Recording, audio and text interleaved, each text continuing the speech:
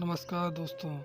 आज की कहानी की शुरुआत करते हैं। रोज की तरह आज की सुबह भी सास की गाली और ताने से शुरू हुई। राधा रोज के झगड़े से तंग आ चुकी थी, लेकिन वह और क्या कर सकती थी। उसे तो सुनना था। वह चुपचाप सास ससुर और पड़ोसियों के ताने सुनती और रोती। राधा की शादी राजेश के साथ 6 साल पहले हुई थी। इन सालों में जिन लोगों की शादी हुई थी वे एक दो बच्चों के माँ बाप बन गए थे, लेकिन राधा अभी तक माँ नहीं बन पाई थी। इसके चलते उसे बांझ जैसी उपाधि मिल चुकी थी। राह चलती औरतें भी राधा को तरह तरह के ताने देती और बाज कहकर चढ़ाती। राधा को ये सब सुनते बहुत खराब लगता, लेकिन वह किस का मुंह बंद करती। आखिर वे लोग भी तो ठीक कहते थे। राधा सोचती, मैं क्या करूं, अपना इलाज तो करा रही हूँ। डॉक्टर ने लगातार इलाज करने को कहा है, जो मैं कर रही हूँ, लेकिन जो मेरे बस में नहीं है उसे मैं कैसे कर सकती हूँ।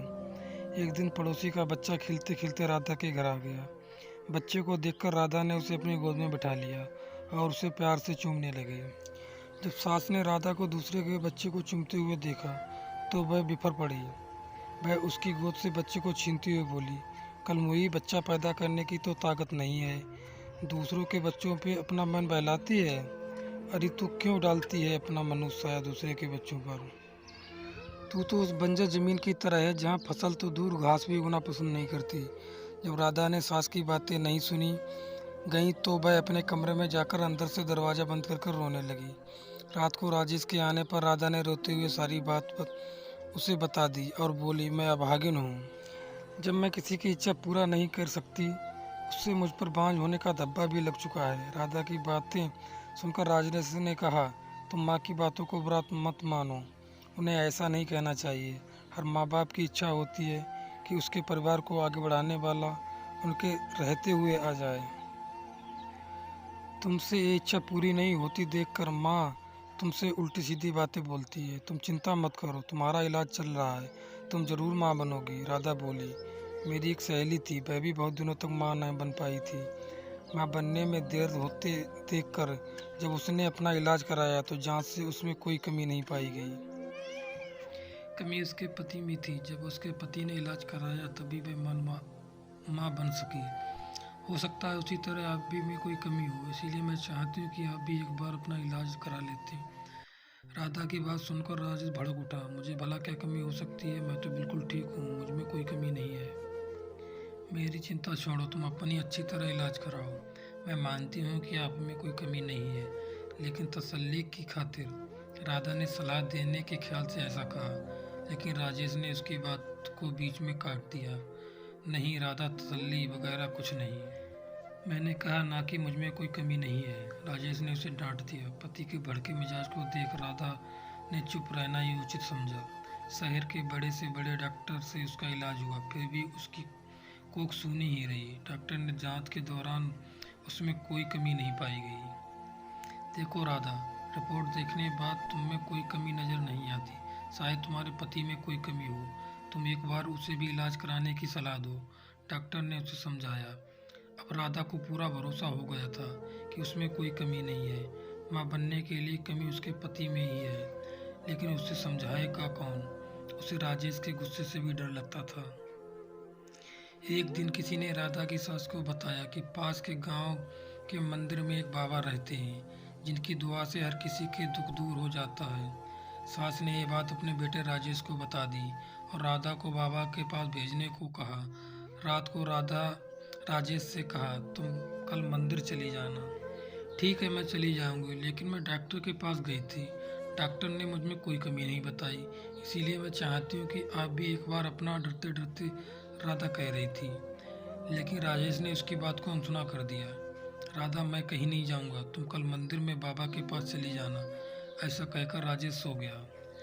राधा ने भी अपने माथे पर लगा बांझपन का धब्बा मिटाने के लिए बाबा के पास जाकर उनसे दुआ लेने की सोच ली। दूसरे दिन सवेरे नहा धोकर वह बाबा के पास चली गई। मंदिर में लगी भीड़ को देखकर उसको भरोसा हो गया कि वह भी बाबा की दुआ पाकर माँ बन सकती है। राधा बाबा के पैरों में गिर पड़ी और कहने लगी, बाबा मेरा दुख दूर करें, मैं 6 साल से बच्चे का मुंह देखने के लिए तड़प रही हूँ। उठो बेटी, निराश मत हो, तुम्हें औलाद का सुख जरूर मिलेगा। लेकिन इसके लिए तुम्हें महामारी होने के बाद यहाँ 4 दिन तक रहकर लगातार पूजा करनी होगी। ठीक है बाबा, मैं जरूर आऊंगी। राधा खुशी से घर गई। घर आकर उसने सारी बातें अपने पति को बताई। मैं कहता था ना कि जो काम दवा नहीं कर सकती, कभी कभी दुआ से हो जाती है। बाबा की दुआ पाकर तुम जरूर माँ बनोगी, ऐसा मुझे भरोसा है। तुम ठीक समय पर बाबा के पास चली जाना, राजेश ने खुश होते हुए कहा। राधा बेसब्री से महामारी होने का इंतजार करने लगी। कुछ दिन बाद उसे महामारी हो गई। महामारी पूरी होने के बाद राधा फिर बाबा के पास गई। उसे देखते ही बाबा ने कहा, बेटी, जैसा कि मैंने तुम्हें पहले ही कहा था कि यहीं रहकर 4 दिन तक लगातार पूजा करनी पड़ेगी, तभी तुम माँ बन सकोगी। जी बाबा, मैं रहने के लिए तैयार हूँ, राधा ने कहा। ठीक है, अभी तुम अंदर चली जाओ, रात से तुम्हारे लिए पूजा करनी शुरू करूँगा। अपनी चाल को कामयाब देखते हुए बाबा मन ही मन खुश होते हुए बोला। रात को बाबा ने राधा से कहा, बेटी, इस पूजा के दौरान कोई भी देवता खुश होकर तुम्हें औलाद दे सकता है। इसके लिए तुम्हें सब कुछ चुपचाप सहना करना पड़ेगा, नहीं तो तुम कभी माँ नहीं बन पाओगी। जी बाबा, मैं सब कुछ करने को तैयार हूँ, बस मुझे औलाद हो जानी चाहिए। राधा ने इतना कहने के बाद बाबा ने उसे एक कोठरी में ले गए जहाँ हवन कुंड बना हुआ था। उसमें आग जल रही थी। बाबा ने उसे वहीं पर बिठा दिया और वह भी बैठकर जाप करने लगा। कुछ देर तक जाप करने के बाद बाबा ने कहा, राधा, देवता मुझ में समा चुके हैं। वह तुम्हें औलाद का सुख देना चाहते हैं, इसीलिए तुम चुपचाप अपने बदन के सारे कपड़े उतार दो और औलाद पाने के लिए मेरे पास आ जाओ। वह तुम्हें दुआ देना चाहते हैं। राधा ने ये सोचकर कि बाबा देवता समा चुके हैं और देवता जो भी करते हैं गलत नहीं करते, इसीलिए उसने अपने बदन के सारे कपड़े उतार दिए। बाबा उसके अंगों से खेलने लगा और उसे दुआ देने के नाम पर उसकी इज्जत पर डाका डाल दिया। 4 दिन तक लगातार बाबा ने इस पूजा के बहाने राधा से जिस्मानी संबंध बनाए। 5वें दिन बाबा ने कहा, राधा बेटी, हमारी दुआ कबूल हो गई, पूजा भी पूरी हो गई, अब तुम जरूर माँ बनोगी, तुम घर जा सकती हो। बाबा की दुआ लेकर वह खुशी खुशी घर लौट आई। 9 महीने बाद राधा माँ बन गई। उसे बाबा की दुआ लग गई थी। उसके माथे जो बांझपन का धब्बा मिट चुका था। घर के सारे लोग बहुत खुश थे। राजेश को पूरा यकीन हो गया था कि उसमें भी बाप बनने की ताकत है, लेकिन सच्चाई से अभी अनजान थे। दोस्तों, आपको ये कहानी कैसी लगी कमेंट करके ज़रूर बताएं और चैनल को सब्सक्राइब करें और अगली कहानी तक के लिए इजाज़त दें। धन्यवाद।